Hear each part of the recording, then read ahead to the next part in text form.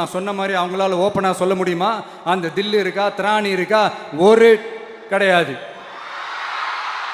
தமிழக முதலமைச்சரும் தமிழக வெற்றி கழகத்தினுடைய தலைவருமான விஜய் அவர்களுடைய இன்றைய கரூர் மக்கள் சந்திப்பு நிகழ்வு நடைபெற்றது.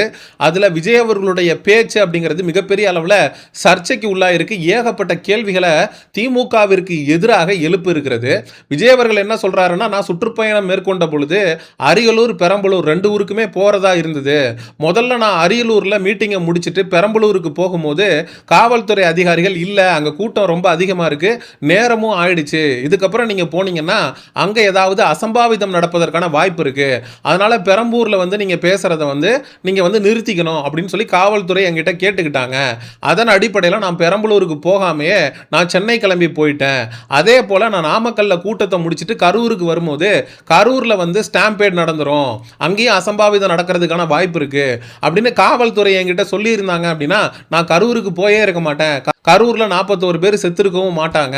ஆனா காவல்துறை அதிகாரிகள் மாறாக நான் வந்து நாமக்கல்ல இருந்து வரும்போது பைபாஸ் வழியா என்னை கொண்டு வந்து கரூர் வரைக்கும் விட்டதே காவல்துறை அதிகாரிகள் தான்.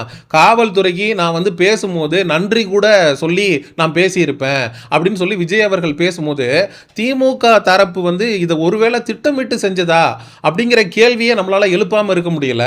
ஏன்னா விஜய் வந்து இந்த இடத்துல சொல்லக்கூடிய பாயிண்ட்ங்கிறது வேலிட். நீங்க வந்து அரியலூர்ல கூட்டத்தை முடிச்சிட்டு விஜய் வரும்போது பெரம்பலூருக்கு போகாதீங்க, நேரம் ஆயிடுச்சு, கூட்டம் அதிகமா இருக்கு, அதனால கேன்சல் பண்ணிக்கிங்க அப்படின்னு சொன்ன காவல்துறை கரூர் விஷயத்துல ஏன் விஜய் கிட்ட காவல்துறை சொல்லல? உண்மையிலேயே வந்து காவல்துறை சொல்லலையா, இல்ல காவல்துறை சொல்லியும் விஜய் அவர்கள் அதை மீறி கரூர்ல பேசினாரா அப்படிங்கிற கேள்வி இந்த இடத்துல எழுந்திருக்கு. ஒரு காவல்துறை அதிகாரி கரூர் கூட்ட நெரிசல் சம்பவம் சம்பந்தமாக ஒரு பேட்டி ஒன்று கொடுத்திருக்காரு. அந்த பேட்டியில நாங்க வந்து விஜய் அவர்களை எச்சரிச்சோம், நீங்க வந்து 50 மீட்டருக்கு முன்னாடியே வண்டியை நிறுத்திக்கிங்கன்னு சொன்னோம். ஆனா விஜய் தரப்பு வந்து அதை கேட்காம எங்களுக்கு வந்து கவரேஜ் கிடைக்காது, எங்களுக்கு வந்து சிக்னல் கிடைக்காது அப்படின்னு சொல்லிட்டு விஜய் அவர்களுடைய பிரச்சார வாகனத்தை கிட்டத்தட்ட 50 மீட்டருக்கு தள்ளி உள்ள கொண்டு போய் நிறுத்தினாங்க.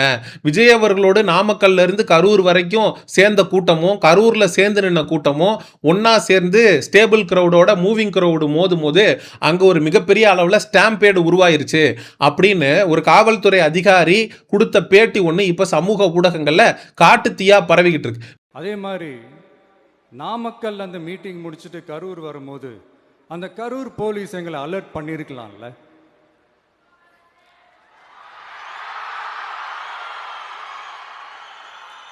இல்லை சார், இங்கே எதிர்பார்த்ததை விட கொஞ்சம் கூட்டம் அதிகமாக இருக்கு, கண்ட்ரோல் பண்ண முடியல, வராதிங்க.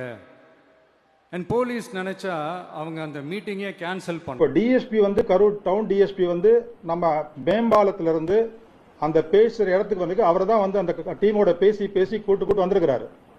ஒரு அட்லீஸ்ட் 50 மீட்டர்ஸ் பிஃபோர் இந்த ஸ்பீக்கிங் பாயிண்ட்ல வச்சு பேசி சொல்லியிருக்கிறாரு, சரி இங்கே நிறுத்திக்கலாம், வேண்டாம் கூட்டம் ரொம்ப ஜாஸ்தியாக இருக்குது, இங்கே வச்சே பேசலாம்னு சொல்லிட்டு. அதுக்கும் அந்த ஆர்கனைசர்ஸ் மறுத்துருக்குறாங்க, இல்லை நாங்கள் அந்த பாயிண்ட்டுக்கு தான் போகணும், இங்கேருந்து எங்களுக்கு கவரேஜ் நல்லா கிடைக்காது, இங்கேருந்து எங்களுக்கு வந்து சரியாக மைக் கேட்காது, சரியாக கேட்காது. ஸோ அதனால தான் அங்கேருந்து திருப்பி வந்து கொஞ்சம் கொஞ்சமாக வந்து அந்த வண்டியை வந்து கொஞ்சம் புஷ் பண்ணி விஜய் தரப்பு என்ன சொல்லுதுன்னா, காவல்துறை அதிகாரிகள் எங்க கிட்ட இன்ஃபார்ம் பண்ணியிருந்தாங்க, இங்க உயிரிழப்பு ஏற்படும் எங்களை தடுத்து இருந்தாங்கன்னா கண்டிப்பாக நாங்க கரூர்ல அந்த கூட்டத்தை நாங்க நடத்தி இருக்க மாட்டோம், 41 பேர் அங்க உயிரிழந்திருக்கிறதுக்கான வாய்ப்பு அப்படிங்கிறது ஏற்பட்டிருக்காது. ஆனா காவல்துறை எங்களை தடுக்கல. காவல்துறை நினைச்சா எப்ப வேணாலும் அந்த கூட்டத்தை கேன்சல் பண்றதுக்கான அதிகாரம் காவல்துறைக்கு இருக்கு. பெரம்பலூர்ல எப்படி வந்து என்ன பேச விடாம காவல்துறை வந்து கேன்சல் பண்ணாங்களோ அந்த மீட்டிங்கை, அதே போல கரூர்லயும் கேன்சல் பண்ணிருக்கலாமே அப்படிங்கிற குற்றச்சாட்டை விஜய் அவர்கள் காவல்துறை அதிகாரிகளுக்கு எதிராக வைக்கிறார். இந்த இடத்துல தான் அமைச்சர் ஆதவ அர்ஜுனா அவர்கள் கொஞ்ச நாளைக்கு முன்னாடி ஸ்டாலின் அவர்கள் உதயநிதி ஸ்டாலினுக்காக காவல்துறை உதவியோடு கரூர்ல 41 பேரை கொன்னு குமிச்சாரு அப்படிங்கிற ஸ்டேட்மெண்ட்டையும் ஆதவ அர்ஜுனா சொல்லி இருந்ததை இந்த இடத்துல நம்ம நினைவு கூர்ந்து பார்க்கணும். அதே ஸ்டேட்மெண்ட்டை தான் ரொம்ப டீசென்ட்டான முறையில் விஜய் அவர்களும் இந்த திமுகவிற்கு எதிராக முன் வச்சிருக்காரு. விஜய் அவர்கள் சொல்றாரு, இந்த கூட்ட நெரிசல் சம்பவத்துல எத்தனை பேரை நாங்க இழந்திருக்கோம் தெரியுமா?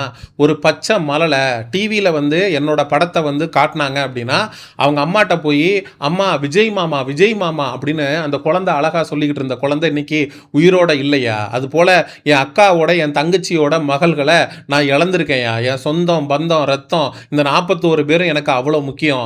அப்படிப்பட்ட நபர்கள் எல்லாம் நான் இன்னைக்கு இழந்துட்டு வலியோடையும் வேதனையோடையும் இன்னைக்கு நான் இருக்கேன்யா அப்படின்னு விஜய் அவர்கள் பேசுறாரு. அந்த சம்பவத்துல நம்ம யாரெல்லாம் இழந்திருக்கோம் தெரியுமா? ஒரு டிவியில என் படமோ பாட்டோ வந்துச்சுன்னா அம்மா விஜய் மாமா அப்படின்னு சொல்லி அவங்க அம்மா கிட்ட சிரிச்சுக்கிட்டு அந்த டிவி ஸ்கிரீனை போய் தொட்டு முத்தம் கொடுத்துக்கிட்டு என் அக்கா தங்கச்சிங்களோட தங்க பிள்ளைகளை இழந்திருக்கோம்யா. என் அக்கா தங்கச்சி அண்ணன் தம்பி குடும்ப உறவுகளை இழந்து அந்த வலியோட இருக்கிற என்ன நீங்க ஏளனமா பேசுறீங்களா? சிஎம் சார், உங்களுடைய அக்கா பசங்க, உங்களுடைய தங்கச்சி பசங்க, உங்களுடைய இரத்த உறவுகள் அண்ணன் தம்பி அப்பா அம்மா இவங்க தானே கூட்ட நெரிசலில் சிக்கி உயிரிழந்திருக்காங்க.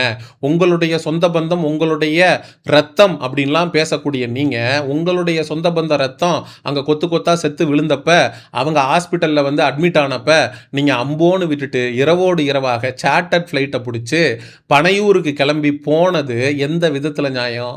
நீங்கள் கிளம்பி போகும்போது பத்திரிகையாளர் ஒருத்தர் கேட்கிறார், சார் 30க்கும் மேற்பட்ட நபர்கள் செத்துருக்காங்க சார் அப்படின்னு கேட்ட கேள்வியை இந்த காதல வாங்கி அந்த காதல விட்டுட்டு நின்னு பதில் கூட சொல்லாம விஜய் அவர்கள் இரவோடு இரவாக கிளம்பி போனதற்கான காரணம் என்னங்கிறது தான் நமக்கு இருக்கக்கூடிய கேள்வி.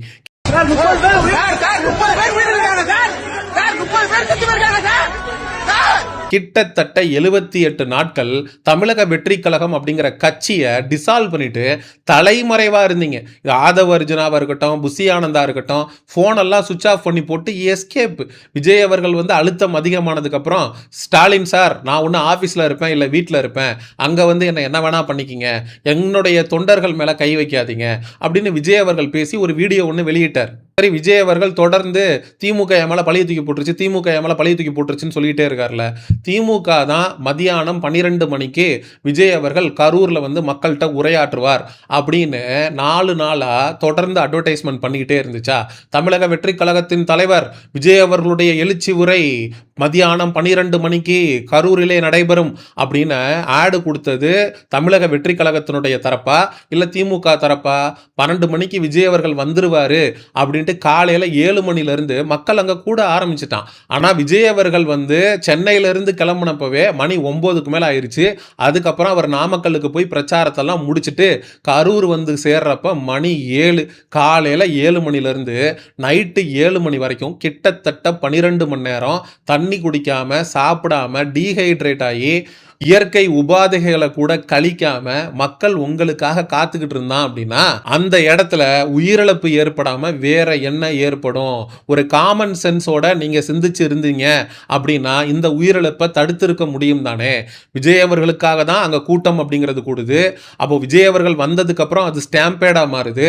அப்படிங்கிறப்போ அந்த சம்பவத்திற்கு நீங்களும் ஒரு காரணம், நீங்கள் மட்டும் காரணம் அப்படின்னு யாரும் உங்க மேல பழி போடல, நீங்களும் ஒரு காரணம் அப்படின்ற தார்மீக பொறுப்பு ஏன் நீங்க ஏத்துக்க மறுக்கிறீங்க?